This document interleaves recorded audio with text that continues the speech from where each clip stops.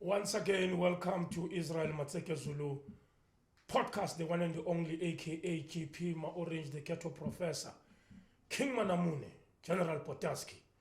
Allow me to introduce my gentleman over here, my brother kunjani mfethu. Siyaphila kunjani bhuti? Siyaphila mfethu, ugcoke kahle man. Ngiyabonga mfethu. Yawahloneka amadoda agcoke isuit. Siyabonga. Look respectable. Siyabonga. Yazi presentation everything. Esvar, ukuzihlonipha, ukuzithanda. Yeah. Okay, what's your name? Igama lami nguTrinity Msibi. Ngizalwa la eGomora, ngakhulela la eGomora, la eAlexander. Ngaphuma ke ilife yazi njani izokuspread around, you understand? Kunesikhathi la ngihlala khona eBrambly, kunesikhathi la ngisuka khona ngiye eMagiyani mangisakhula, kunesikhathi la ngibuya khona, i-circumstance njalo leli ngivurvayayo, yabona. Kokunye ke mase ngisemaswidini ngenza lama crime wami, ngishift ngiyohlala emakhishini, esabapini, izinto zimnandi nayo yonke leyo nto le njalo. Okay. So ubantite nini? Mina ngishizile kayi2 ama maximum straf. Yabo, ngishizile kayi2 ama maximum straf. Ngishizilile beku 2001 mabang straf, ngo 2001 ngibhuncuke 2006. Okay. You understand? Via indaba zeingcawu zayo yazi makune amnesty baya reduce ama sentences, uyabona. So ngibhuncuke mara mabayibala yonke in total kusho ukuthi ngihlele 6.5 years edanyeni, yabo. Mangiphuma ngiqale phansi. Ngiyenze lama activity wethu crime. Mara manje angisashaya lezane ezimild abo housebreaking, abo hijack in sengigijimela le kuma heist. Uyabona ama business robbery. Alright, house robbery ke uhlala nayo ngoba uyazi house robbery ni uyathola izinto lezo zigijimisile. Even isimeka ungathola isimeka esibhaye house robbery ukudlula la estradini mawugijimisana nalama van wenyuko, yabona. So your first sentence bowupantitela ini? Bengipantitela i-riding, i-hijacking. Uyabona ePretoria Main Road. Yabo kunale ndawo lapha emarobotini bekuthiwa angithi ngayima ukhuphuka ngeMalboro. Kunale robot leli likususa la engine egarage. Mawuyale phezulu bathi Horror Road lapha ya. And then mawuvayo advance ngathi uyale Kentucky Fried Chicken lapha eShell Garage. And then kunalelo robot mina ngidliwa ispani la. Okay. Enhle kahle i-crime ngicommitted da mara ngizoboshwa la ehorror. Okay. Yabona. What make you commit crime? Mfethu circumstance growing up. Yazi eleveni ama circumstances wethu nama family dynamics awafani. You understand? So omunye angakhula ne-old lady mari old lady li responsible. Omunye akhula ngana old lady angana timer mari live in favor ngenye indlela, maybe kube nabantu abamqoqayo, yabona. Mara mina circumstance yami ushukuthi mase ngidonsa umlando ngoba ezinye izinto from infancy to ama ages lawo obutoddler awazi ukuthi bekwenzakalani lapho, you understand? But mawudonsa umlando uyakhona ukuthola ukuthi hey son, i-old lady akusumuntu bekadanga ukuthi ufuna ukuba nencusi, uyabona.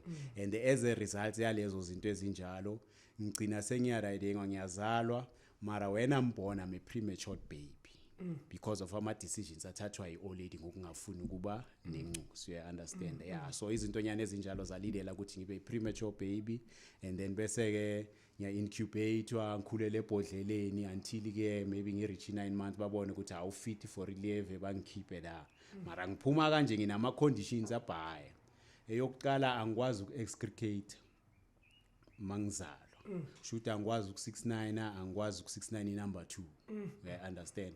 And ngaleso sikhathi awusumntwana othandwa i-old lady, uyabona leya cradling nurturing ngeke uzuyithole fund based, you understand? So I had to ukuthi ngiraise abantu abaningi ababa involve ekushapeni lento engiyiyo namhlanje. Sometimes yazi ama dire circumstances ada mara kusho ukuthi ngoba kune dire circumstances ubona sewuhroti ukuthi enhleke ezinye nenye into it was contributing, uyabona, ezisho biblical ukuthi all things work for good. I understand that whether bad or good kodwa zisebenzela ukuthi ubuhle uyabona sonke sishape ama circumstances are negative na positive just nje ama decisions esiwayenzayo la yiwo la wasibeka la sikhona manje you understand yes so ngikhule kanjalo ku infancy until maybe 22 months which is maybe 2 months before ngenza i2i ngigadwa uanti lo auntie ngoba mina ngimbiza auntie mara grand isestere lidala le old age lami elizalwa umamkhulu we old age lami angazi uyayibamba na I understand yes so le sister leli yilo elinginakekelayo ngifike kule 2i sengivanga semzimhlophe Sotra yabo bangisuse Sotra ngize Orange Grove mangize Orange Grove nginakekelwa isestere elincane legriza umagriza wami yabo kusho ukuthi ngibuya la eGomora bayabona ukuthi igriza lami lithayidekile mina ngiyasipana la ngisipana khona ngishaya sleep in eningami la they don't want somebody onomntwana azogidla emsebenzini you understand sekumele manje ngisuke from there ngivaye ngiyohlala nalo abamvumelayo ukuthi yena ngahlala nengcuso emakhishini eOrange Grove you understand sengibloma naye uye ke ongiraise mangifika ku 6i uthola iboyfriend you understand so makalibela giyaza nale boyfriend yakhe kumnandi yazi live yaqhubeka yazi abantu abathandanayo yabona sebajutene kuthi emfethi ngiyakuthrowa ngivaya nawe yabona siya kuphi siye Giyane ngiyokuintroduce kuma parents wami you understand the guy says you can bring along your child let us go all together yabona siyavaya Giyane sifike Giyane lo yamakafika lapha yana uhlangana nezinye ugazi uThrowile eGiyane kwabo out eGiyane kabo boyfriend no iboyfriend ithe kuye mayimdeceiver ithi neso sinyokuintroduce a family niyami now you taking your girlfriend to introduce them it implies the seriousness of your relationship you want to get wedded and all of that you understand yes so now what he does when he gets there uba umuntu manje uthi lo muntu lo uThrowile yabona this guy has got another wife so my aunt or my mother at that time because I had believed she's my mother you understand so uyabona uthi son man this guy has got a wife I can't stand for this and then she escapes and when she escapes she leaves me behind with strangers then I had to be raised by these strange people for a period of about 2 years you understand ngikelezeda shayisichangani or lawo maclass lawa i2 grade 1 okay ngaskipa grade 2 ngaya ku grade 3 ngoba vele medula wise hayi iya function yabo so izinto kube ilelo circumstance nje lishape leyo part ye live okay ama hardships ngaendurile la into ezibhaya lezo ngeke uzenze engcosini yakho yabona ukuphanishwa uyoyenza into eso ungatholi igawulo isicathulo lesengifike ngaso 2 years ago bengisigcoka ngiloko kunjalo usho ukuthi manje asithi ngishaya size 1 mara nginetekile size 11 imbonsi ngaphakathi ihleli kanje kule bhathu yami mara ngishaya kuloko kunjalo you understand ngoba ngithi mina manje ngumjipa angijwayelanga lezo kuvanga enyandula you understand manje ngeke ngiloko ngizithayela ukuthi manje noma kuyiwa le igangene manje kumele ngihambe nalezi ezilusayo ngaze ngana ku initiation school khona ngala you understand ngoba manje mangithi ngiyabheka isana I'm around the village the boys are not there it's a season of initiation and everybody else is at the field you know camping because it's initiation school time okay fortunately ngiye la nakhona ngiya ngumuntu osuka la eKasi ngoba ngibloma ngi1 yabona ukuthi nema ngi isolated awuthi ngivaye ngiye kulesigele and mina ngisumtsonga ngumZulu yabona mara ngiyongena engomeni yamatsonga yabona sengiwindile la bangicircumcise yonke into mara la ngithi mawuhlala khona kufuneka inyuku mawusengomeni you understand so kufuneka inyuku babhaya imbuzi nani kunezinto ezibhadalwayo just ukuthi ba take care of wena mara mina la bengithesha engomeni ngibasimililo makiwe emfuleni ngilezi ezishaya iheart labor yalapha yana kuyiyo ipayment yami nhlanhla leyo ngiwele nabantwana basenduneni or enkosini you understand so noma sibhuncuka sonke la besiwele kulesa sigodi lesiyana we went out to the royal house so yabona ukuthi fortunate enough everything else yayenzwa ngale yandlela ngaphuma na even nama gifts as umuntu ukuthi kunama parents who are taking care but there was no one those were just gifts brought to the king and then the king divided that amongst the initiates and then mangiphuma nginembuzinyana ngubonyana whatever lebagayi yona as a gift, you understand, ngiya nayo kula kuphi kulabantu laba abangimarginalizer laba abangikhulisayo. Mangifika la basithatha zonke ngithola ifokolo. Yabona bengiyintwana encane ngikutshela ukuthi benginabo ma 6 iron to 7 iron mangibuya la. Yabona benginabo ma 7 iron sengiyolanda i8 iron mangibuya la ku initiation school. Yazi bengilala edladleni from le corner le kule corner liphukile. Bavale ngeberhi la kule corner leli kunengubo just so I can sleep underneath there. You understand? So ngilala kuvulekile kanje, and behind me it's a field, a semi forest, where an animal can just pop up anywhere and come and actually devour me, you understand? But ke yazi circumstance uzo endora leyo nto endorayo because akunala uzobalekela khona. Mangisuka la ngithi ngiyabaleka ngiyoceba kubani because I run to myself all the time. Makune intonyana engimathi ngiphatha blind angikwazi ukukhalela uGrotman angina Grotman. Incosi yala iphethwe ngamaglava amhlophe, mina ngomunye umuntu ngoba vele ngiyistranger. Ngithi mina ngitestekile ngitestwa iOLED lam, yabona, so called iOLED lam yena lo mamncane wami. So vele igriza lam lizame, igriza lam likhona la eTownship, lizame lihlanganise lispana la eLombathi, I'm sure eCavi Lombathi, yabona eLombathi East. Hlanganise nelinye time abangilande. Ngiyaposwa mfethu njengephasela, yazi ngifakwe ebhasini ngiyoyehle ePark Stage bayongikoleka lapha ya, yabona. Ngiyabuya ke ngiyakhula ke la eKasi nakhona mangikhula igriza lisasele emakhishini kunenkambi la umkhukhu wasedladleni wegriza lami, yabo. Ngiwinda one man. Okay, ngiqale ngiwinda nale yasedladleni khona enye ingcosi yegriza lami lasibona mara emqondweni wami my grandmother is my mother, so this one I take is my brother, you understand? Can't you know, the story is this one is the last born to my grandmother, he's actually my uncle. But mina ngomqondo wami le Grotman yami sengifikile ekhaya ngithi ngibuya kule la circumstance la phela kusetamatini yaze eMjiba, you understand? Yeah. So we grew up together naleyana but not for long, and then he departed for boarding school. So ngisala ngiyi-one. If I have to eat, I have to walk from here to Lombathi East. Ngiyolanda amakromulo, yazi amakromulo. Lezi inkwa lezi ezidrayiwe orange, I'm sure uyazikhumbula lezi labo mawuleda ababhala eKasi bebeza nazo babuya nazo emakhishini, you understand? Uzana lezi zinto maybe nerintsanyana elisele esixaxeni, yazi amagcaxa yashiya already liyaqoqa, yabo mele ngiyolanda lezi zinto waya ngibuye ngizogawula lezi zinto, and uyazi angina fridge angina niki, so angikwazi nokuzistore ukuthi maybe zibe nelongevity, but ngiyagawula la, you understand? Amara ekugcineni ngigawula ngelinye ilanga bengidlilazane, yabona. Ayi mara manje isimelo yazi umchizana so ukhawatekile unalesa simelo esistronga, ngiyabona ukuthi hayi man yazini la izinto azivibrant, uyabona. Umqondo uyafika ukuthi hayi man istrata sikhona, yabona. Ungazama ama out adlala izwipa adlala ama dice amanye ancinza ama chocolate ebo ma game, yazi bekusase nale yaship abayibiza ngeDion, yabona leke before isentini ngala bekune Dion besincinza ama chokzana lapha yana amadzeri ama Game Boy nalezi zinto nyane ezinjalo, yabona. Yeah. So son mangithi ngiyabheka ngiyabona uTama yazini grand mina mele ngibe istrata, yabona.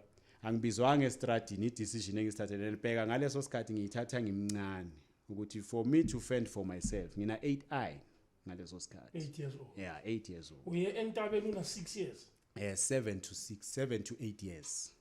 Yeah, the first year ngikelezile but the second year ngikeleze half sahamba sa entabeni ngabuya lesigela bangilanda vele ngingakaqedi nesesigela ngabo I think October November khona lapho. My brother, your journey is rough. Yeah, very rough. It's been rough. Yeah.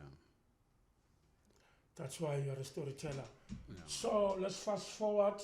After all this hardship, Yeah. okay, was decided ukuthi no vele ngumntwana estrata mina. Yeah. Ngiyabangena. Ngiyabangena, yabona. Wabangena washizila.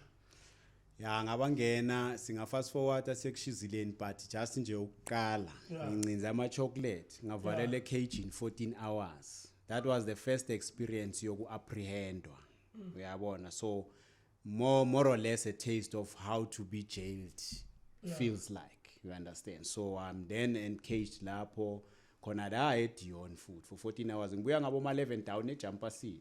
Banginika nale ya chocolate, hey fuck off wena, yabona. Sengiyahamba ke. ngene endlini ngithola lezi ezami zilapha enkambini siyagawula ichocolate kuyalahwa kumnandi kusase kuseni lezi engivuka nazo plus bezi off age kunami mina ngaphansi kuzo zona zegrotnyana mina sengiyolanda 9 years zona zegrot sesiyoyenza isprague so qala ngama house breaking that's the beginning and then from that sphere house breaking ya mixa kutshontshwa namabhoni kwenziwani yonke lenyakanyaka nje into elahlile ezokwazi ukuthi ibuye ekasi sizoyibhayisa we get that you understand from lapho istage siya advance from house breaking now sekuyiwa kuphi ku handbag smash or uzoyibiza bathi yini lento le man leyo crash ama window khona igama lela babeyibiza ngalo from the car ngiyibize ngalo man manje but ke sizoyikhumbula yabo yeah. So yona leyo nto leyo ngiyenze yona yokuphula ama window udonsa ibheke yakamele mi ugijime nayo yabo yo elta ubheke lokho khona ngaphakathi uvayo bhayisa okubhayisayo sinini iyakhula icrime sekuba ibhathu manje hijacking we combine or we fuse that together with the house robberies. Yes. Yeah. Now we perform house robberies and hijacking. So that would imply ukuthi the smallest job would be hijacking or the easiest one would be hijacking. And then the bigger one would be house robberies, obviously. Yeah. You understand? So ngilibele ngiyashaya but ngizoboshelwa ini hijacking. Yabona ekseni man hijack ekseni holiday. I think futhi bekuyi Sunday or bekuyi long weekend or whatever. Ngiyahijacka ngivana abanye abantu si like 4 you understand si hijacka kungena 3 ekarini oyi1 uthatha lento ayithathayo ekarini ucleara ngeenyawo thina siya driver nini sesiku oncoming sichayisana nevan yabokhata lezi eziyi2 ziyabhuncuka ziyathasha nami mangiphuma ngiyazama ukuthasha ngithi mara mina sengikhawatekile vaya ngiyengawa ngashaya la ku windscreen you understand ngabuya ngalenda khona la ekarini ngekhanda so noma ngivuka ngisazi ukuthi lo mnyango ungayiwo or ungayini phuma nje nami ngiyaqashuka you understand hayi lezi zingifaka umbathalala lezi abokhata sigcine vele siyongibamba ngizihontshe somewhere yabona ndoda ayitholakala hayi vele sengidliwe isibani ngitrayele only 7 months angitrayela ngistretch yabona nginebhorhe 7 but because I was still taking chances in crime, so there was no necessity for me to think about loyalty, agency, to think about saving monies. There will be circumstances like where I would require bails and everything of that nature, you understand? So we would have money spent on clothing, spent on food, and just squander it kwezinye izinto, you understand? Ngaleso sikhathi siyaspinza, sinkawuza netula, amapilisi yonke lento lenjalo, you understand? Yeah. Yabona angithi boblome 6. Or ublome 10 eselbone uTyson uyamazi uTyson nayo kwaba uBruru yabona before ngizoyoshizile yabona after sengishizilile kuleyo first draft and then ezinye nje la ikasi baba abantu engiblomile nabo yabona maybe nabanye sigeleze nabe bengigeleza kuphi lapha ka Philips so lento yenzeka 7 months later, I'm convicted, I'm sentenced, bangai 15 years. I get how many years? In 20. Okay. Yeah, bangai 15 years. Yabona. Sharp akuna story ngiya-appeal yamahala not ukuthi maybe ngihafela i-lawyer or in hayi siya apply lapha kunelinye time nje lincanywa ama juvenile liyabayenzela istyle yabona kufakela ama application. So when I appealed, they reduced 2 years from that 15 years. Okay. Now I'm serving 13. Plus the amnesties, now they reduced my sentence and then I ended up staying for about 6.5 years in prison. But I got released when I was in Leeuwkop Medium A.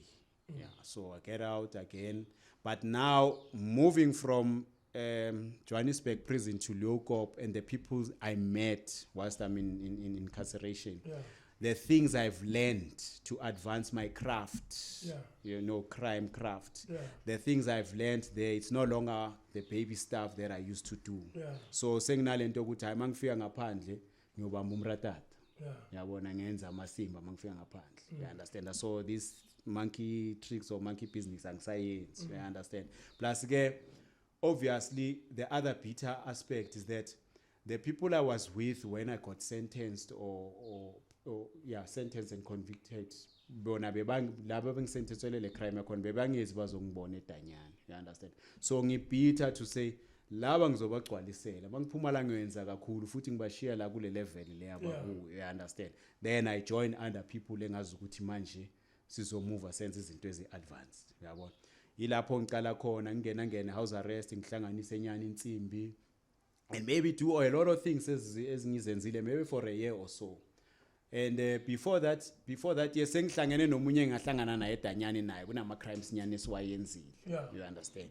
And then sengihlangene nalo sekathi emfethu kunabanye abantu bengishizila nabo eliyokopa uyabona. Labantu laba abantu babamba inkunzi bashaya ama heist bashaya ama business robbery uyabona bashaya omakhulu span mfethu eyiphela izinto engizifunayo lezo. Call those guys, let's get together, let's do something.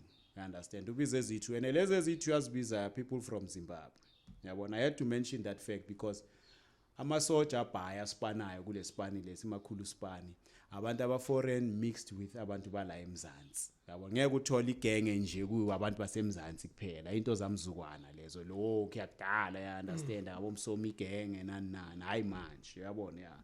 So vele ngithola lezi ezithu zasezimi hlanganise nomunye umuntu naye lo muntu wase Rabarich hlanganwe ngapha siyi2 thina siyi3 thina ama South African kuyakhulunywa kuyaphunywa kuya kwenye province masifika kule province sishaya ithini yabona. Mina i-first experience yami lento bengizwa bayicoca manje sengiyayenza and manje mawuyenza ukuthi wena uneplug unemoral ufuna ukuprove ipoint kulaba obathola basemshoveni ukuthi hayi phela wena uyigemshana uyishoshovu yabona. Lento zenzayo lapha namafilimu you understand. So nalezi vele ziyabona ukuthi eziphethe black men la yabona. Same time siyashaya lento siyayihola next time ababa nespan babasibiza nathi abasashiya you understand. So ngigova kanjalo ke le yabona. Then I ended up kulama cash in transit heists, business robberies. House robbery was more like a daily thing. When there's no cash in transit job, then would go mina nalo omunye we go for ama house robberies just to kuhlanganisa nje usent ungahlali ungananyuka you understand. Well, house robberies, business robberies, cash in transit heists, they all pay differently. Sometimes you would hit a car and you get so many smart boxes in them, but you find that you are 11 and then you share 17,000 each. That's not much. And then you go to a house robbery, you are only 3 and then you get 700,000 in there. You cut 228 every one of you. So the difference depends on what you've got. Lapho money yakhona noyenza leyo crime leyo. So you cannot specify ukuthi cash in transit heist pays more than house robbery because there are people who save monies in their houses and your treasures like jewelry, diamonds and everything like that. You understand? Especially in the northern suburbs where people are rich and then in the farms on the outskirts of Johannesburg, you find people who are rich who are saving things in their house and storing them there as treasure, for the future generations. So we would sometimes get fortunate to take those things, but the monies would be squandered obviously. Even though we would buy izindlu, buy ikara, njengami I got bengine ikara ezi6 mangizoboshwa. Engizibhayila ayikho ne1 engikokotile nginamadladla ayi4 ayi5 neflat eli1 and if not from la kuphela but different provinces as well you understand. Nanoma ngidliwa iSpani sengiboshwa kwesi2 ngiboshwa eFree State endaweni abathi kusevelcom eRiverstad ngiboshwa la. Now how did it happen? On that morning ngisayikhumbula vividly yabona in my head. We went on more like an how would I call this? An operation to say, today, when I come back into my place, I should be having 2 million in my pocket. You understand? 2 million rands in my pockets. This is me telling myself that. Because ngiyazi ukuthi namhlanje ngiqala ekuseni ngiyaspana until ngize ngiyogcina le Lady Brandt kunendawo ekuthiwa kuse Lady Brandt eFree State kunala indawo esitargetile la siya khona kuthiwa kunomlungu obizwa ngoJesus Christ lapha uhlala nemali eningi kakhulu ngiyabona. So we went on this ngiyabona sirobe ekuseni masifika kwenye indawo sibhampe siqhubeke siye kwenye indawo masifika kule ndawo sishaye nakhona sekuyashisa sesishubisile sihamba se-Elt House. I-Elt House is a safe house where we go and then we share whatever you have amongst us. Everyone had enough money to can you know, say no, we'll see tomorrow or some other day. You understand? Maybe imali bese hamba kuma 250,000 ngaleso sikhathi. Yabona? So hayi asibekeni le mali la, let us go again siyobheka esinye isipani kufanele sishaye sendaweni so. When we get to that complex, we see other people from Velcom whom we know that these ones are criminal, but we also know that they are also chivatos. I don't know what you call them. Impi. Yeah. Uyabona, you find them there. So siyabona esani kunalezi la. Uyabona? Ayi yazini lento izojumpa, and at that time mina ngiyashisa, ngiyafuneka, I'm wanted. So I said, hey, I choose Tina Siafunega. These people, if they see us here, they're going to inform those investigating officers that they saw us around here, and then we'll be suspicious, or they will be suspecting us of all the crimes that we have already committed in the morning. So let's rather leave this and go chill a bit, and then we'll see what we can do before we leave for Joburg. You understand? Now, kusiyavaya masisendleleni yimi futhi othi man uyakhumbula there's this post office there, and today it's a Tuesday and it's a long weekend, so this Tuesday serves as a Monday. So obviously pickers, they pick on Monday, those who drop money, they drop on Monday, you know, that kind of thing. So from the weekend akunabantu abacollecting money. So once you go rob on a Monday, you find money that was made from Friday 10 a.m. up until Monday 10 a.m. in most businesses, because this is the contract SCRZO that the G4S and other money events they use. You understand? Yes. So akusimali asestratini, imali aseposini imele soyithatha, siyazi ukuthi hayi laphana kunenyungu fandayo. And fortunate enough, and also unfortunate, because it was luck encompassed with bad luck, but little did we know. Tina masifika kuleya complex masingena, the money van is coming out. You understand? And the money van has just dropped money in the post office, because the mabhunu lawana wakuleya area leyana, they utilize post office more than the bank. I don't know if they are shying away from taxes or the government owning their money, because these entities, banks, they belong almost to the government, even though they seem private and all of that. You understand that? But they are taxed more than they are with post office. So they utilize the post office more than the banks. So siyangena la, you understand? Amasingena phezu kwe counter. Already kunama bags, not those bags that you see now, these smart bags with zips and that. No, it's saga. The one that has an emblem, a bank, a particular. Kunama saga I2 there. Written with a cocky pen with this kunamalini la. And the mawubheka so ngapha kwe counter na is safe. Zbondi. Ipoto phela leli. Zbondi ama2 aphezulu, amaclipper la, ama in yabo zibekiwe ngaleyo ndlela ezibekwe ngayo. Ashapa kuna story. Bafethu, angithi manje le ndawo masingena akusi post office ukuthi ungena straight post office. Le ndawo ime kanjani? Shopping complex ime kanje. La kune bottle store. La kune shipa, le shipa le ama Pakistan. Yabona, and then kunamanye amashipa, ivet emdokana kanjalo. You understand? So la parking lot, la ma entrance wala mashipa la. Masingena thina simele singene supermarket, because at the back of the supermarket, that's where the post office is. Now when I went in, I'm telling these guys before singena, bafethu siyangena la, and because we didn't plan, right? So plan mele be khona la within a space of minutes. Guys, we are going in here, and when we go in here, you don't disturb the people here at the supermarket. You leave them like that. We go straight to the post office. These ones must just see ngalo ozobe sekagada umnyango avala umnyango. I understand. Manje masingena ngoba yazi mani igebengu kunomunye onokuzitshela ukuthi uhlakaniphe ukudlula imedula yakho. And wena lento okudala uyenza ngemedula more than ikrag. I understand. So ngiyamtshela bafethu senza so. Manje lo makavele eminyango ukhomba lezi zila. And lezi zila zisethilini abanikazi be supermarket, and thina sesigijimele le. Mina ngaleso sikhathi ngikhawatekile ngibuye hosi. Ngina 11 days ngibuye hosi. Uyangibona ngilimele kanjani? Nala ekhanda. Ngaleso sikhathi badonsa skin la. Bapetcha le ndawo le. Bekuvela ithambo le expose. So they performed skin graft, patched me here. Ngaba bandage. So ulimazwe? Mina la ngilimazwe car accident, being chased by the police. Okay. You understand? They're coming from a robbery. And then we lost the police along the way. But the route we took, it had so many potholes to a point where I was driving speedily and the car capsized. And when it capsized, it screeched on the tar road for a lengthy stretch. Understand? Yeah. That's where I lost my fingers. Okay. So I also got hit on the head. Then admitted in the hospital. I get into this accident on the 12th of March.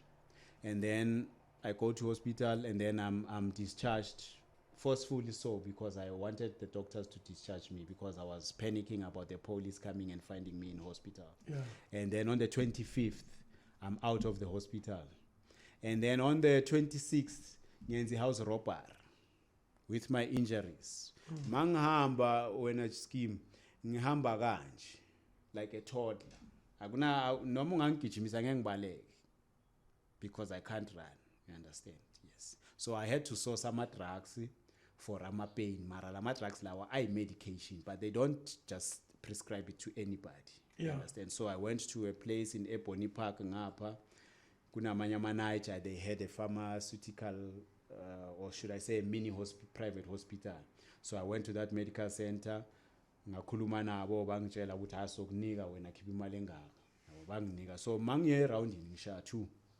Azongilasta for 2 hours ngingafeel pain. You understand? I just perform into zami mangizwa in the middle of activity ukuthi hey man fanele ngithi ngiyakamtela 1 or 2. Sometimes nokushaya 4. You understand? I just to quench pain ukuthi ngikwazi ukwenza activity. You understand? But okusalayo angikwazi ukuperforma the way ngijwayele ukuperforma ngakhona mangiphelele obviously nginama injury. So nalapha yana mangiya kule robbery lengiboshwa kuyo nginama injury. Mara la kwenzakalani iflop lo muntu omemnyango uyamemeza azima umemeza wenza ama outer panic. Bafethu kunohata la ngaphandle. Kanti lo muntu ozayo la is just a boogie trap. Yabona? Basibekele yena ukuthi kuvele yena kuqala ngapha emakhoneni side by side bavalile. Ngaleso sikhathi sekuinstructiwe ukuthi akuphakama uphephele. Ukhumbule phela since iHavoc iqala ekseni. Yeah. Kule ama businesses warobhile. I understand. Phela serobheda i-business area sarobha kwenye indawo nakhona i-business area sabuya sangena kwenye indawo i-surgery mara ilabantu abakhipha inyuku nani siyahlukumeza ngoba manje angithi masibhampe kwelinye ithesho elinye livele emqondweni ukuthi nalo melo shawe lo uyabona siyashaya. So yabona ukuthi bese senza le yanto leyana manje ispree se-robbery unnecessary kanti ngaleso sikhathi sesishisisa indawo. Labana basukumisa uphephela njengoba lo amela laba basukumisa uphephela. Le out le ethi kushubile eminyango ithe vele mayibona ukuthi ama out ngatheza ngayona yaphuma qala. Ene mayiphuma iyathasha ene mina ngicede ukuyihlebela ukuthi emfethu ngiya kulo khata lo khata makangisearcha ngibhekisa le wena uyamshaya or umthathela igani kuzodependa ukuthi wenzani. You understand? Yazi kuse rounding kumele ucabange nawo njengendoda ungawongeza amacala. You understand? Mina mangiphuma ngithi ngiya kulo phela mina ngilimele fanele ngidlale yami part. Ngitest igani la ngasemnyango nale plastic bengiphethe bengibaqhweba ke mina ngithi mina ngumjozi ngazi ijuju nani ngiyathatha zonke lezi zinto ngiyaqoqa ngifake eplasticini. You understand? Obviously zemalini mara ngeke ukuthi wazi ucwebe mfethu bese uyazi ignore niyazi abangami labashaya amakwede yabona ama time piece serious. You understand?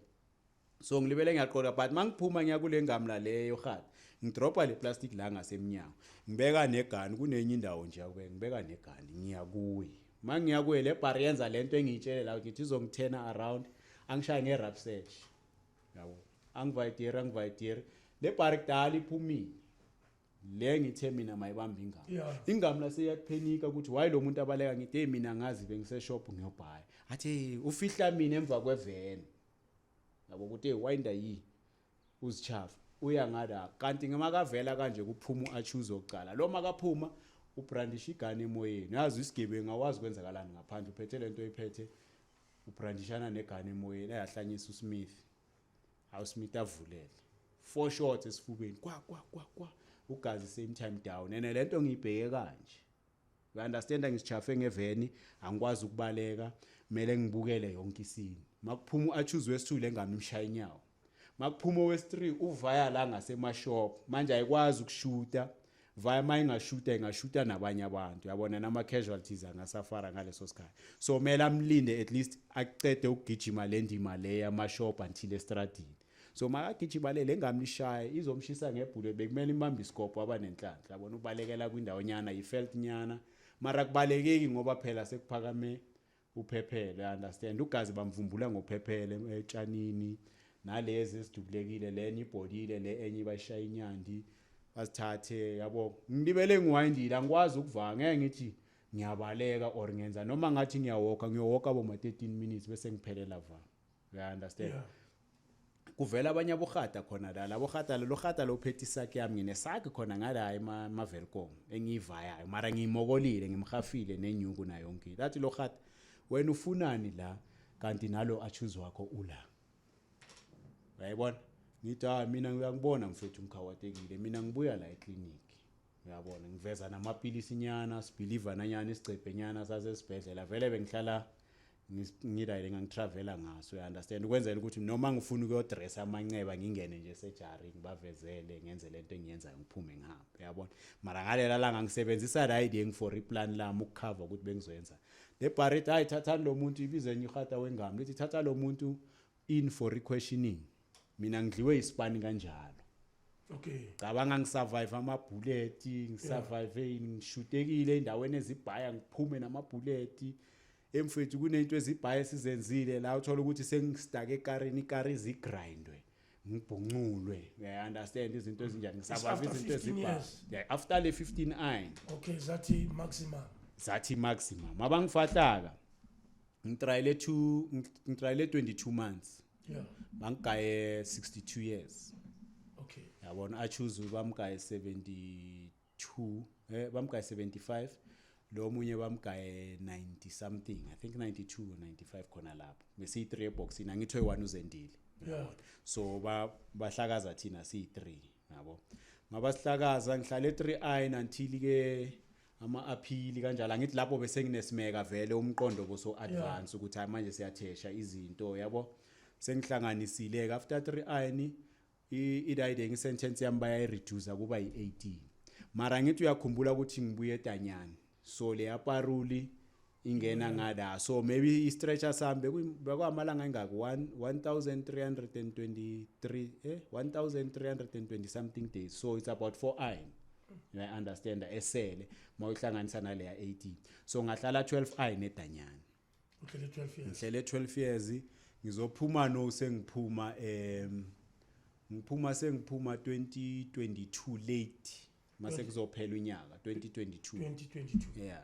So what do you do for a living manje?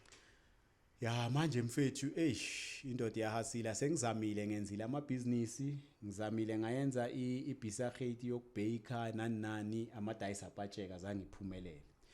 Ngayiqala futhi ngavula ibakery nayo kwatholakala ukuthi i-circumstance alivumi I thrive ngalendlela ekufanele thrive ngayo, yabona sekumele ngibuyisele imaterial, sekumele ngithengise okunye, ngihlanganise ubusenti, yabona iliyeve ukuthi iphusheke khona. No, into engiyenzayo no, ngivule i-riding ngiqala i-podcast, you understand, qala i-podcast nakhona ngisizwa usoli, yabo ngisizwa usoli ngaqala i-podcast. So i-podcast yethu is Trinity Unleashed podcast, yabona iyo manje engizama ukuthi at least ngiteach abantu ngayo, uyazi mayisimeka sizongena masingangena ngasingena. Ngine foundation via Trinity Unleashed Foundation nayo futhi yokuteach abantu kahle la ngidila ngani almost nalento odila ngayo kule show yakho eriding ngeStivaneni leyo ukuthi i-delinquent ne-parent. Mina ngifuna uku-addressa lezi zinto lezi kuyizo ama causes wokuthi umntwana azafike lapha ngoba i-parental guidance it become a catalyst yokuthi ubona abantwana baphumela inini or baformeka, because mele uform umntwana sasemncane ukwenzela ukuthi mase kaGrota angadepart from lento le umforme ngayo, understand. So okwanomfethu ngilibele ngikhulaza lelo khulazo, ngilibele ngihlanganisa khona, but ngumuntu vele business minded, nginawo ama plan mara every plan ifuna isimeka kulamalanga, yabona ayikho into ongayistarta nje unganasimeka. So after prison life, where's the money? Which money? The money you had from criminal activities. Singayikhuluma indaba yasimeka mfethu. Mina mangibanjwa the day bang-apprehend, the investigation that went on was about how did I acquire my assets. Okay. Yeah, understand. So uyazi ke kune forfeiture unit everything engihluleka ukuyiprove ukuthi akusiyimali yalama crime bayayithatha. Yabona ngicina ngisala ngana izinto eziningi, into engasala ngayo into ezi-useless like ikara nakhona isensayizeni enye kumuntu ongiphilisana nayo mechanic imbambisile. Yabona okay ngisale nejujunyana i-riding i-appeal yami ngithathele inyuke ebhaya bro wami, maybe ngihafe boma 253,000 ukuthi ngireducele igwebo lezi zami nabo achuse. You understand? Mara mina yimi umuntu aphilile ngiaphila mina but bengiba inclusive ngamagama wami. So amajita angaphandle Hayi A1 yophuma nge20 zaka February ya. Angithi igcine reducelwa nayo mara ihlele 15 ngoba unyaka wes15 wa last year. You understand? So manje uzophuma February nge20. Uachoose wami lo munye angazi ngoba umuntu wasezimi ukuthi uphume wayavala. You understand? uphumile. Yeah, yena maybe uphume even icala kunami ngoba into yakhe vele beyilesa than eyethu mase isikhathi sivala. So in prison, how was life in prison? Eish, eDanyani Bophakamisa inombolo. no. One of the things nje engazange ngiyenze le. Kunenye out yami. Akusi out yami, out nje bengeleza nayo la ka Philips. First draft mangingena. Lapho bengi vulnerable, ngivanga i1. Uyazi iDanyani linjani. You understand? Uyangena obvious so thusiwe nase trial ukuthi nje even akufani nala ngada in. You understand? Mara le out le mangingena ngingenele selini layo. Mangingena umuntu oqala ukuthi yamthinga uSkaya kada yala eGomora. Mfethu uSkaya kada ngithi hayi mfethu. Bathi baba rihlekana bathi hey yabona sebayamkhomba hey wena mGomora ungazoloku athe yaseKasilam le yabo. Same time ngiyangena mara sekangitsipela amehlo ungisayinele ukuthi ungavumi next. Yabo maye ngoba mina vele grand imedula ifunctiona more than ikrag. I understand ya. Hayi ngihlale nalabantu bagwajisele ngivana singena si2. Yeah. Bagwajisele ngivana plus umathafana ngithi uyazi mabanga breaker le bona bazitshela ukuthi avele nale izogoba ngoba yiyo enekrag. Yabo bathi emabeza ke ngithi mina bafethu kayini isikhathi sokuthi ngicabanga ukuthi ngiyangena kule nto ra ngingena. Wena namasimba wena bona ama homeboy la kusindawo yama homeboy le mara ngespace sabo ma 3 to 4 weeks bese ngivayile kwi adult center bangisa ejuvenile and ijuvenile ise P1 sihlala 2 so daza ngibe ne problem. Yabona ngavele ngangena eselini ngathola enye VS ekasi umuntu ozithandela isigela nani vele ngiphushele lo khahlambali. So Alexandra High u complete matric. Mina nginayo matric bro wami namanje nginayo. Yabona Uphume ku standard. Ngiphume ku grade 10 standard 8 yeah ngiphume ku standard 8 mara ke nevertheless i knowledge for mina like for mina le ye education is the key. Bengisakhuluma nabo soli la ngaphandle le education is the key to success. Akusi I mantra yami le yeah I mantra yabanye abantu. Mina knowledge is power because I believe if I have knowledge even the door that needs the key I can shake it. And then ama foundations antenga umnyango uvuleke. You understand? So knowledge is power for me. So into engeke ngayi-acquire kakhulu knowledge and hayi kwi faculty or kwi field A1. Yabona kuma subject abhaya under the sun. Yabona ngayenza sure ukuthi yazini ithing is equip mangisedanyani nginga chain umqondo umzimba vele so chain ayikho into engayenza ngayo. Yabona ngoba ayikho into ebizwa nge-limited freedom. I-freedom mayengekho ayikho so ngeke ukuthi unama limited rights mawunganama rights awunama rights mawuvalela awunama rights awuna freedom. So the only thing that you can free is your mind. Yeah, understand? Bengisatshela usoli ngithi mangifuna ukutravela ngiye eMonaco ngiyo research ngifuna incwadi ebhalwe umuntu waseMonaco obhale ngeMonaco ngizofika eMonaco. So I never allowed myself ukuthi I must imprison my mind. Yeah, understand? So on time time anginalo vele ukhulunga na time. Ngikhulenga na time ngeke ngaya kwenye ibhari bathi time ayangifoko officer blind eNewcastle le ehamba la yabona benginabo ma 14 ayi nakhona ngithi ngiyazama ngiyazifunela mina ngoba phela iolela linkai direction. Yeah, understand? Yeah. Abantwana bami babhodile. Oyi1 ubhoda ana 19 ngisedanyani ngo2019.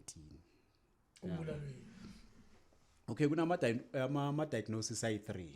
So angaze yipi yakhona kuyi misdiagnosis. First there was kidney failure and then secondly there was liver problems and then thirdly which was the ultimate conclusion ngokuya ngabo but mina angikwabi defrade ngadayiding. yabona, because no riding leyana bathe une leukemia, and then mangibheka ama patients abhawe leukemia, before they can administer chemotherapy and everything else, baba ne period nyana babagayo yona ukuthi babe ne family, umnikeze understanding nama counseling nani. Incosi yami mfethu ihlale 5 simandane esibhedlela. Alright, since kunama cellular phone ke edanyana yabo, ngiyaringa nayo via cellular phone, via video call every day. Yeah, understand, yeah. So ihlale le 5 simandana yabhoda esibhedlela. Yabona noma bangibhelela ngiseselini ebusuku ngaboma, I think it was 10:53. Yabo, hey mfethu ngikhihle esinye isililo esikanandi. Yazi mfethu umbhorelwa ingcosi uyitime yenye into leyo. Yazi thina sibheka ukuthi bazobhergrava thina, hayi the other way around. You understand? So ibhode ngisedanyane ngiphume njengoba ngisho ukuthi 2022 2023 angaka spend ne 12 months nale enye nayo iyabhoda motorcycle accident. Yabona ihitwa I traffic cop na today angabe able to trace the perpetrator yaleyo crime leyo, because amaphoyisa adlala I duck and dive. Yabona, I go to a police station, I want to find out about this, angikwazi ukuthola, but incosi yami eyi1 ibhode ngisedanyana, eyi1 ngispende nayo 11 months la ngaphandle yabhoda. You understand? Mayiceda ukubhoda DC8 edladleni legriza lami kuse Ivory Park. Okay. You understand? So igriza lami idladla lakhe ukuthi alithole ngacontributor ngama criminal activities, imali yakhona ukuthi ahlanganise neyakhe sithola idladla nokulimodifya bekuyimi ngoba igriza lami lizenele pension. Baliquza kudala endaweni zasemakhishini nandaba ze age. You understand? So yimi umuntu bekamenzela ngambhowela nama room ngaphandle, mara mangifika ama terrorists sewa occupy yazi family it's your worst enemy. Yabona, mina ngikhuluma ngefamily kuthiwe abomamkhulu or abomamncane uthiyami. Yabona, mina ngiringa ngebloodline. Yeah. Yabona, wena umuntu omconsider Grootman yakho because u believe ukuthi you shared, or intwana yakho believe ukuthi you shared a womb, yena kubize ngehalf brother. Yeah, understand? Yeah, I took umbrage intwana encane ngibiza ngohalf brother, mina ngiyibiza ngentwana yami. Yabona, angibheki ukuthi lo buya kubani kanjani hayi ngiyangiphatha blind. You understand? So ifamily yami mina mfethu yiba abantu kusho ukuthi abangenzela circumstance laba even difficult kakhulu. Yazi mawubuye edanyana abantu ababhaba sibheki lezi zinto lezi mabasedanyana ukuthi ngiyofikela kwini, ucabanga ukuthi uyofikela kule nto ayishiye ngaphandle, kanti ufika abantu seba advance neba advance ngelieve ba advance nangomqondo ngomqondo cruel ukudlula umqondo o prudent and constructive. You understand? Because labantu laba kwenzana mawufika la ngaphandle sebakufakele sa stigma, yabo, esokuthi hey ubuye edanyani lo uzofuna ukusibhoza. Yeah. Yabona ngoba vele obvious ngiphuma kanje lezi zinto benginazo asisekho. Obvious ithemba lami likupho, igriza lami libhodile, igriza lami libhoda intwana yami ibhoda 2019, igriza lami libhoda 2021, and igriza lami bekuyi olate lami kahle bengilithatha njenge olate lami. Bhoda 2021 2023 ibhoda enye. So all the people that I had thought ukuthi these ones are my next of kin, family yami. Yeah. You understand? Bahambile bonke. Ngisele nalama enemy lawa ngazange ngishow love, and I mean I've never showed them anything else eleveni. Ngibabonisa love. So in conclusion, overall, yeah, how do you analyze your life? Bro, masinga analyze life yami mele angifuna ukuba isurvive eyancenga. Yabo, ngiyi-Protestant. I'll explain. A Protestant is somebody who's resistant to systems and dominant narratives. If people think that fanele ulwe nale family in order for you to be received kahle or wenzeni or ubanceng, I protest against that. If people say you cannot make it in life, you survive on your own, we understand, with the abantu ba allow to come into your circle, mina I say I will survive. Yabona ngakwazi ukusucceed, not even survive for that matter. I can succeed in one, I can build a life in one. Angisi yabo make believe, labo motivation, believe in yourself. No, I believe ukuthi ufaka effort, ufaka in fact usource divine power. and then ufake i-effort and then lento izoyield i-success. So i-formula yami ye-success yiyo leyo. Okay. You understand? So that's how I analyze it. Ukuthi angeke ngibheke wena ukuthi uzongihelpa uma ubona ukuthi sani usigazana umuntu ongangena kuphi nakuphi ayikho into engakwazi ukuyenza kwilezi esingazibala nje mhlambe zikhona engakwazi mara bo actor ukuringa ngaspane eradioweni nga-actor mfowethu ngayenza noma yini ngabhayisa bisakhethi ziningi izinto engikwazi ukuzenza like ama-talent uyabona ngisijunile la ile mawazi i-pillar to post kunenye iprogram engayiqala eDanyani mara mzukwana ngalesa straff sokuqala bayibiza nge-pillar to post bengi-actor bengenza idrama laphayana bese i-phenomenal blind yavaya amadanyani wonke yabona nakhona lapho sabhayisiswa yenye ingami la bese i-take over yathola imali ku-government ya-test i-project ayishinjalo understand mara ke ngumuntu ukuthi brawami mina anything umuntu ayibeka la ngiyayenza because if ngingayazi ngiyayifunda understand You are a Protestant. i-Protestant. Protestant. Yimi Protestant. Nami Now i-Protestant. Yeah. Yeah, ngiyakuthola. Mr. Trinity. Yeah, bro. Indaba sipheli. Indaba sipheli. Yeah, no. But we heard your story. I believe abantu they learn from you, they learn from everyone as an interviewer. As a brief, yeah. Yeah, it's good to tell your story, to have guts. Rather than waiting to die, stories are khulume ku-obituary. Yeah. Thanks for the opportunity osinike yona to come and visit the podcast. Uhlale nathi and share your testimonies. Yeah, sure. Impilo odlule kuyo. I wish you all the best in life. Yeah, nami ngikufisela okuhle bro. Ngiyabona ukuthi imizamo yakho hayi ibhadele and iyabhadala uqhubeke phambili. I wish you all the best. Lastly, yini into ngathi uyikhohliwe ongayishongo mase siyivala, what would you like to say to people? All right, two things ne. Yeah. Podcast ngiyadropa i-episode number 1 nge-29 zaka January. Okay. Yeah, understand. Yeah. Abantu mele basubscribe kuleyo channel i-Trinity Unleashed podcast mabasubscribe lapho basupport uTaki avuke kwasho umzwakhe embuli. Yeah. Now secondly ngifuna ukuringa no Cherry nentwana abasekasi yabona i-youth noma usemakhishini noma ukuphi kunento ebizwa ngama ramifications elifeini or uma uthanda uthi consequences. For every action kunemphumela. Yeah. The law of cause and effect applies in everything that you do. Unga inspire yistories abantu baloko baphepotha ubugebengu ngathi yi-romance or i-luxury or into egrand ekufanele siyenze sonke or amafilimu ayiportray ngale nathi sajudwa amafilimu. Yeah, understand. But leyanto leyana yapheya in the long run. So mina ama circumstances or ama consequences angiwele ayi4 elevini. Abantu babhodile noma mina ngingazange ngithola ukubhoda.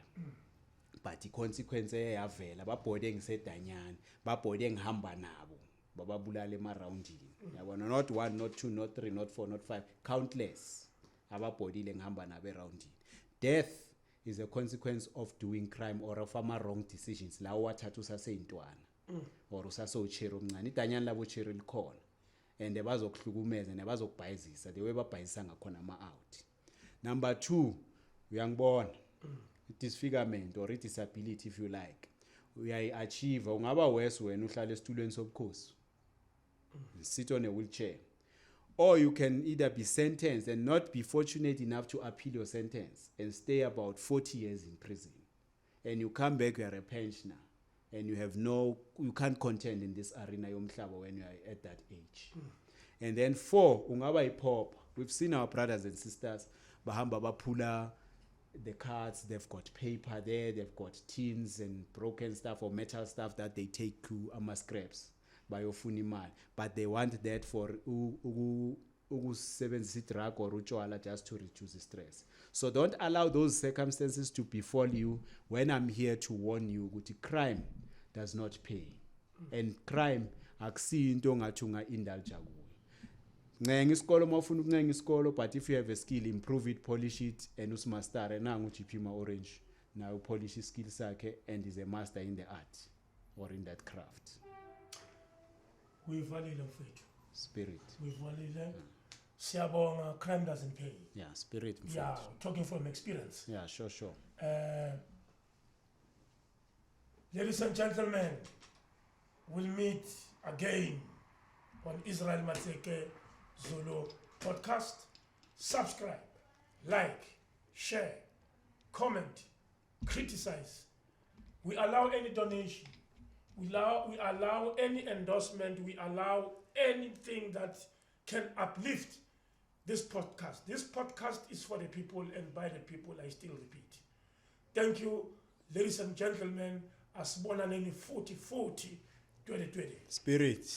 Abasho, ke bana ba baloi.